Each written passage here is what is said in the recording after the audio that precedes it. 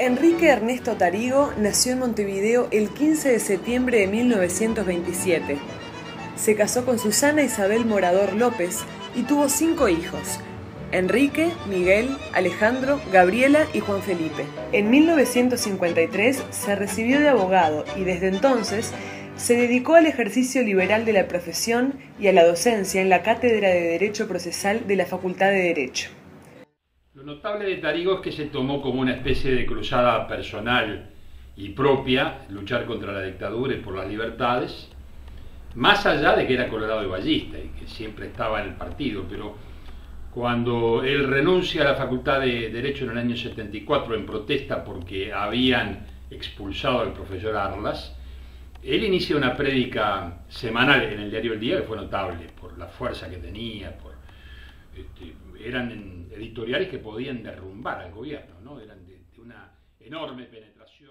A partir de esta circunstancia que menciona el profesor Hierro López, el propio Tarigo decidió incursionarse de lleno en la actividad periodística y comenzó a escribir para el diario El Día, en años donde esa era la única vía para hacer política y expresar algunas ideas. También escribió para la revista Noticias, El Telégrafo de Paysandú, con sus notas de los domingos, y para sus conocidas páginas del semanario Opinar, que él mismo fundó. No era un hombre de diálogo fácil, no era un hombre de sonrisa fácil, pero era un hombre que escuchaba y que cuando uno le planteaba alguna cosa, él siempre estaba dispuesto a escuchar. Nunca quizás aquilataba el impacto que había provocado en la opinión pública uruguaya. Siempre era un hombre muy tímido y detrás de esa osquedad que tenía, aparente osquedad, era un hombre muy tierno y con un muy interesante sentido del humor. Pero alguna vez que, bueno, a la salida de un acto que la gente gritaba Tarigo, Tarigo, el pueblo está contigo, él me dijo algo así como, che, pero todo esto es para mí. Y le digo, claro que es para usted, ¿no? Como que no era consciente de la enorme adhesión que venía provocando en la gente. La responsabilidad de Tarigo y el deber cívico con el que él actuó estaban por encima de un interés personal y partidario. Tenía un interés genuino por el bien de todo el país y la clara intención de restablecer la democracia. Se consolida como gran figura cívica, por encima de todos los partidos, por encima de cualquier consideración, por su coraje, por su lucidez, por su fibra democrática, por su intransigente adhesión al derecho. Él era un profesor, era un jurista, eso era él. Fue un político de las circunstancias, pero lo fue en el momento en que justamente se precisaban voces para afirmar ese sentimiento democrático que latía en la conciencia cívica del país. Prácticamente fue el vocero único de la oposición uruguaya entre el año 1974 y el año 1978. El Día se convirtió en una especie de faro de libertad, no había otra cosa. Desde el gobierno le decían el insólito Doctor No, porque era una película de James Bond de aquella época, y el Doctor No era un personaje muy terrible. Con su acción personal él abrió brechas formidables en favor de la libertad. Tarigo, junto a Eduardo Ponce Echeverri, tuvo un rol exitoso en el debate televisivo transmitido por Canal 4, donde se enfrentaron al coronel Néstor Volentini y el doctor Viana Reyes, ambos defensores de la reforma constitucional. Esta constitución se ratifican todas las disposiciones anteriores, pero se ratifican todas las disposiciones que se van a dictar de aquí al 15 de febrero de 1982, es decir, durante un periodo de 14 meses y medio. Es decir, que si yo votara por sí esta Constitución, le estaría votando al gobierno una especie de cheque en blanco por 14 meses y medio para que él lo llene con lo que quiera. Y yo le confieso a usted que tengo muy buenos amigos, pero yo no creo que a ninguno de mis buenos amigos yo le firmara un cheque en blanco para que él durante 14 meses y medio pusiera allí la cifra que quisiera, porque no es razonable, ¿verdad? No es lógico. Esta Constitución no fue hecha por ningún iluminado. Esta Constitución es una respuesta que podrá ser criticada como han sido criticadas todas las constituciones que ha tenido este país. En definitiva, esta Constitución ¿qué es lo que trae? Trae una enorme concentración de poder en el Poder Ejecutivo. Una disminución notoria de competencias del Poder Legislativo, una pérdida de independencia del Poder Judicial y una enorme concentración de poder en el Poder Ejecutivo. Y se dice, claro, hay que tener un Poder Ejecutivo fuerte para que no pase lo que pasó, y ese es el argumento del Coronel Bueno. No es esa la solución, concentrar el poder en el Poder Ejecutivo. Con eso, si con eso bastara para arreglar los problemas sería muy fácil, pero no es así. Entonces yo lo que digo es esto: para ponernos a cubierto de la subversión, de la sedición, del delito, de los matreros, de lo que fuere. Para ponernos a cubierto de eso le vamos a entregar el poder al poder militar, y no es lógico, porque hace cientos de años que el mundo sabe, las naciones civilizadas saben, que la soberanía radica en el pueblo y que la única nota que legitima a los gobernantes es que son los representantes del pueblo, los mandatarios del pueblo, el pueblo es el mandante y los elige. La salida de la dictadura tiene un punto culminante que es en el 80, el plebiscito, cuando se derrota la propuesta militar, la propuesta constitucional del gobierno militar. Allí hay un momento decisivo, que es un famoso debate en televisión, donde emerge por primera vez a la vida pública, a la vida cívica, la figura de Enrique Tarrigo. Él, con su voz, le dio voz a todos aquellos que no podíamos hablar porque estábamos proscritos, o a los 3 millones de uruguayos que en aquel momento estaban silenciados, cuando enfrenta con aquella rotundidad, con aquella fuerza, con aquella energía, con aquella valentía, esa propuesta que condicionaba totalmente al eventual gobierno democrático. El 30 de noviembre de 1980 se convocó a la ciudadanía para que votara por sí o por no al proyecto de reforma constitucional presentado por la dictadura. Finalizada la jornada y abiertas las urnas, se supo con alegría para la mayoría de los uruguayos que había triunfado con un 57% la papeleta por el no. El 28 de noviembre de 1982 se realizaron las elecciones internas de los partidos políticos. En esta instancia, Tarrigo encabezó su lista identificada con la sigla ACE y el distintivo Libertad y Cambio, acompañado por muchos jóvenes. En 1983, Tarrigo, junto a Gonzalo Aguirre, redacta la proclama Por un Uruguay sin exclusiones, que fue leída en el acto del Obelisco el día 27 de noviembre, como otra señal de unión de la oposición al régimen. En enero de 1984 se iba a publicar en Opinar una nota con cartas de personas exiliadas y familiares de desaparecidos que solicitaban información al gobierno. La dictadura aplica la censura y no permite que esa edición de Opinar se publique. Por eso, Tarrigo decidió escribir parte de esa nota censurada en una hoja, sacarle fotocopias y repartirlas en la calle.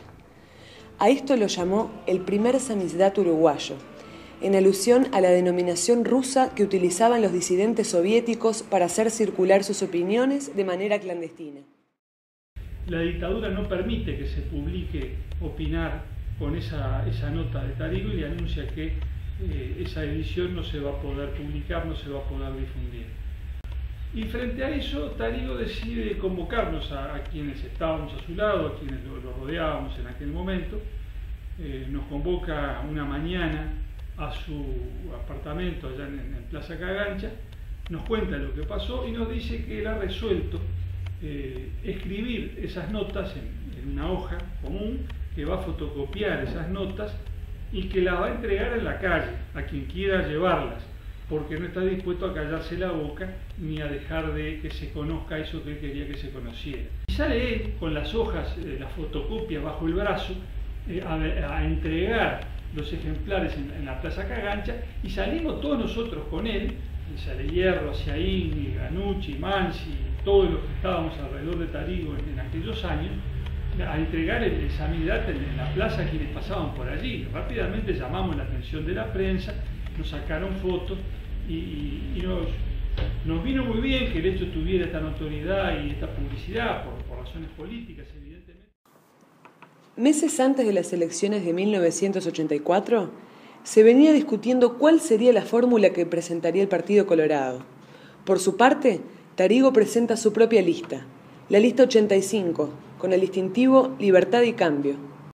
Bueno, me piden que cuente alguna anécdota de Tarigo. Quiero recordar una que me parece que lo pinta en toda su personalidad. Se discutían las fórmulas políticas, es decir, cuál debía ser la fórmula que debía presentar el partido. En aquel momento nosotros integrábamos Libertad y Cambio, lista 85, la agrupación que contribuimos a fundar, cuyo liderazgo naturalmente era de Tarigo, y en esa asamblea que fue convocada especialmente para determinar cuál sería la fórmula. Y había dos posiciones, la que decía que, bueno, la que ya había dado a entender Tarigo, que quería acompañar a Sanguinetti en la fórmula, y la otra que entendía que Tarigo debía ser el candidato. Y así se fueron sucediendo exposiciones y largos debates hasta que finalmente llega Tarigo a la asamblea, pide la palabra y dice: bueno, señores, quiero decir que yo en mi profunda convicción democrática, si esta asamblea resuelve que yo no integre la fórmula con el doctor Sanguinetti, voy a acatar el mandato de esta asamblea. Pero si esta asamblea resuelve que yo sea el candidato, yo le digo a ustedes que voy a votar por el doctor Sanguinetti. Se terminó la asamblea. El domingo 25 de noviembre de 1984 se convocó a la ciudadanía a sufragar por la fórmula presidencial que iba a gobernar durante los próximos 5 años. Finalizada la jornada electoral, abiertas las urnas y con el conteo realizado, el resultado indicó que el doctor Julio María Sanguinetti había sido electo presidente de la República y el doctor Enrique Tarigo su vicepresidente. Naturalmente se incorpora al movimiento cívico, nos incorporamos juntos a todas las negociaciones y terminamos en el 82 juntos también en la elección interna y luego en la fórmula presidencial que en noviembre del 84 retornó la democracia al país y fuimos al gobierno, él y yo, en la fórmula que resultó entonces victoriosa para conducir lo que entonces llamamos el cambio en paz. El 1 de marzo de 1985 fue el día indicado para la asunción del flamante presidente de la República. A iniciativa del propio Sanguinetti, se realizó una ceremonia de asunción de mando en la cual la banda presidencial fue colocada por el doctor Tarigo y no por el antecesor gobernante de la dictadura. Durante los 5 años de gobierno, Tarigo tuvo un desempeño impecable como vicepresidente. Su lucidez y sus amplios conocimientos de las normas y el derecho hicieron que su gestión brillara. Además, fue secretario general del Partido Colorado durante esos años. Transcurrido el primer período de gobierno democrático, se acercaban las elecciones internas de 1989 y Sanguinetti propuso que el doctor Tarigo fuera el candidato a la presidencia. Pero en dichas elecciones, la victoria fue para el doctor Jorge Valle. Las circunstancias lo condicionaron y decidió renunciar a su banca del Senado para alejarse de la actividad política por esos años. Luego, entre 1995 y 1999, el doctor Tarigo fue designado embajador en España. A su retorno a Uruguay, decidió volver a la docencia, vocación que lo acompañó hasta días antes de su muerte. El 14 de diciembre del 2002, falleció Enrique Tarigo luego de soportar una de las enfermedades más duras. En el sepelio, el doctor Sanguinetti hizo uso de la palabra y dijo con toda su claridad que el Uruguay perdía una de sus más grandes figuras democráticas, una de las que más nos deja un recuerdo leccionador, una de la que nos deja un legado y una fuerza para seguir. Me parece bueno que recordemos, los colorados y los vallistas, que el Partido Colorado estuvo en la vanguardia del no de 1980, vanguardia que fue conducida por este hombre realmente formidable que me da una enorme alegría que los jóvenes del partido lo sigan recordando. Yo creo que nos han quedado de él muchas cosas, pero especialmente esta pasión por el derecho y ese sentimiento del deber en la lucha por estos principios fundamentales. El derecho es el marco dentro del cual tiene que hacerse la política y no hay argumento que pueda demostrar que la política pueda pasarle por arriba al derecho. Esto Tarigo lo dijo durante la dictadura, nosotros lo recordamos hoy y seguimos haciendo política con esa idea.